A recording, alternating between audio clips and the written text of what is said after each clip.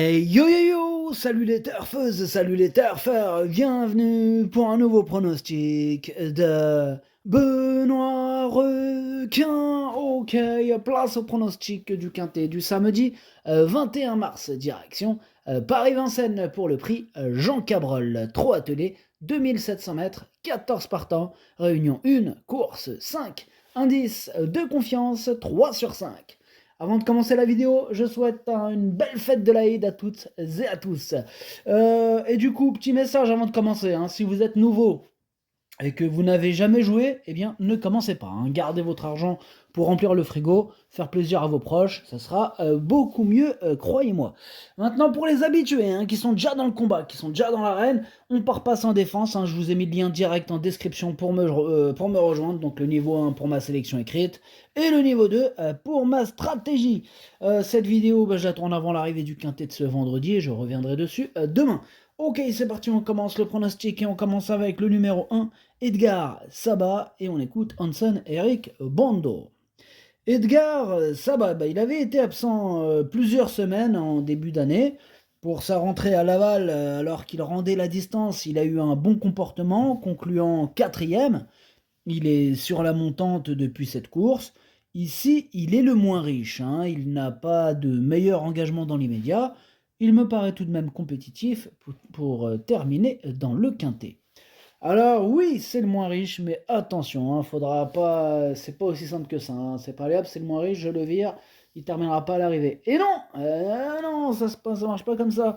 C'est le moins riche, c'est vrai, mais attention, dans ce lot, il a largement son mot à dire, au moins pour une fin de combinaison. En tout cas, c'est ce que je pense, c'est pour ça que je l'ai gardé d'ailleurs, mais plutôt en fin de combinaison. Voilà. On passe au numéro 2, Chicha.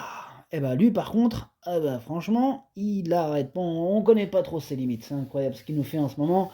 Ah là là, toujours plus haut, toujours plus loin. Chicha, il est formidable. Écoutez, on écoute déjà l'entraîneur pour voir ce qu'il en pense, et on reviendra brièvement dessus après. Écoutez, on écoute Daniel Wagerston. Oui, Chicha a gagné beaucoup d'argent cet hiver avec ses 4 victoires de rang. Il a été très bon, il est monté de catégorie rapidement et ici l'opposition est encore plus forte. Il est resté à Grosbois et a continué à travailler régulièrement. Lors de sa dernière victoire, il se présentait à 9 jours d'intervalle. Ici, il aura davantage de fraîcheur. Et ouais, du coup, à chaque fois qu'il gagne, il monte de catégorie, mais on connaît pas trop ses limites, donc où est-ce qu'il va s'arrêter? Est-ce que ça va continuer les victoires? Bon, là, en même temps, il tombe sur un certain Carambar, on en parlera plus tard, mais voilà, qui fait figure d'épouvantail, en quelque sorte. Mais voilà, ce numéro 2, Chicha, moi je pense que ça peut être l'opposition directe au favori. Je le vois bien, on connaît pas trop ses limites, donc pourquoi pas continuer sur sa belle lancée, au moins 2e, pourquoi pas, et même mieux, pourquoi pas remporter carrément ce quintet, ce serait formidable pour Chicha. Ouais, il me plaît beaucoup, de toute façon c'est un vrai coup de cœur, je le suis ce cheval et je vous invite à le surveiller. En tout cas, ce numéro 2, voilà, je l'ai mis 2e. On passe au numéro 3, Imberland. Alors ce numéro 3 m'embête, c'est même celui qui m'embête le plus, c'est lui mon gros regret, c'est lui mon cheval de complément, cas de nous portant intention possible, cassage en vue. On passe au numéro 4, habit de soirée. On reste dans les chevaux de complément avec ce numéro 4. C'est mon 2e cheval de complément en cas de non partant. On enchaîne avec le numéro 5, Carambar, le fameux Carambar qui fait peur à tout le monde. On écoute d'ailleurs Alexandre Abrivard. Ouais, Carambar, il fait peur à tout le monde, ils ont raison. Parce qu'écoutez-moi bien.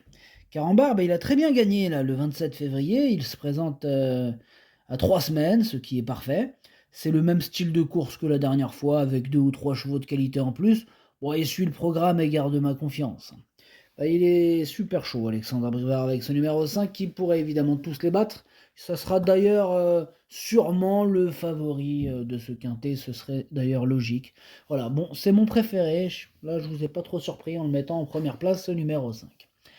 On enchaîne avec le numéro 6, Élégance Chronos, et on écoute Alexandre Abrivard encore et encore. Ouais, il a acheté le quintet, Alexandre, là. Il en présente beaucoup.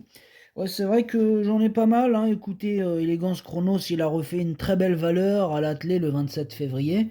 Bah, elle courait vraiment de première ce jour-là, hein.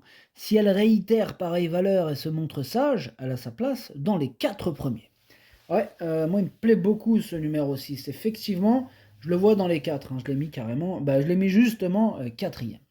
On passe au numéro 7, Jazzman. Du coup, bah, Alexandre Brivard, tu encore avec nous, hein. Ah oui, bah, je vous présente aussi Jazzman, qui n'est peut-être pas le même cheval que celui du prix Jean-René Goujon ou du prix Narquois, mais bon, il est suffisamment bien pour jouer un bon rôle. En théorie, il doit être capable de prendre sa revanche sur Élégance Chronos. Sa place est dans les 4 premiers. Et ben lui aussi, tiens, dans les 4 premiers. Bon, lui par contre, je le vois un petit peu plus loin. Bon, après, question de parcours, on verra bien, mais je l'ai gardé évidemment dans mon prono, mais je l'ai mis 6e. On enchaîne avec le numéro 8, Je rêve du bois, et on écoute Charles Marcel Bruno. Je rêve du bois a longtemps dû se rapprocher en épaisseur fin février, et il n'a jamais faibli. Je trouve que sa performance était bonne. Bon, il manque de maniabilité à l'attelé et ne bénéficie donc pas toujours de bons déroulements de course. Sa forme ne fait aucun doute et il se présente dans sa catégorie. Sa place est dans le quintet. Sa place est dans le quintet, en tout cas je le pense aussi.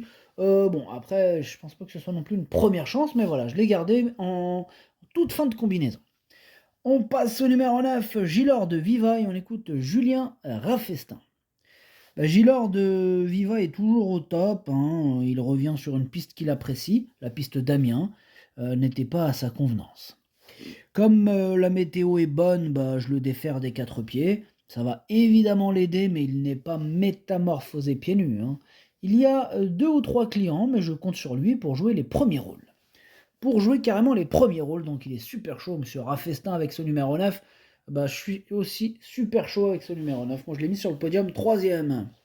On passe au numéro 10, instrumentaliste. Lui, je l'ai pas retenu. Je l'ai pas rayé, mais bon, voilà. Maintenant, question de feeling avec ce numéro 10. Hein. À faire d'impression. On enchaîne avec le numéro 11 et on écoute Julien Raffestin qui revient. Non, on va même pas l'écouter. Écoutez, ce numéro 11, je le raye, donc on va même pas se fatiguer. D'ailleurs, comme le numéro 12, Fosterwood, lui aussi, je le raye.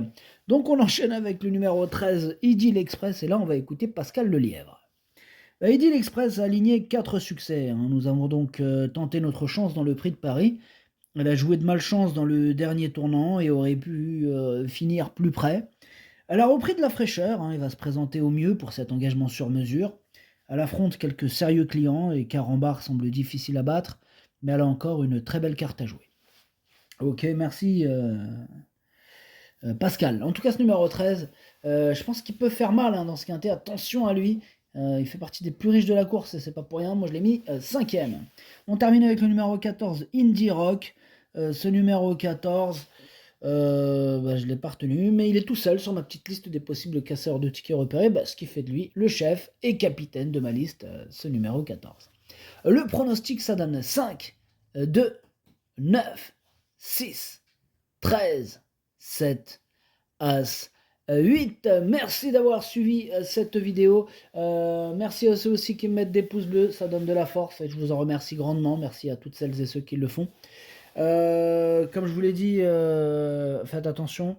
Si vous êtes nouveau, que vous avez jamais joué, ne commencez pas. Gardez votre argent pour remplir le frigo et faire plaisir à vos proches.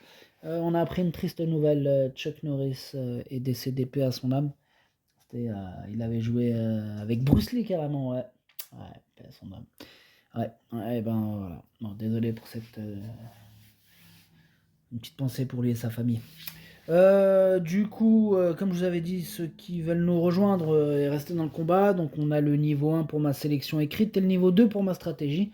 Voilà, donc à jouer avec modération, bonne chance, chopez-le moi, ciao.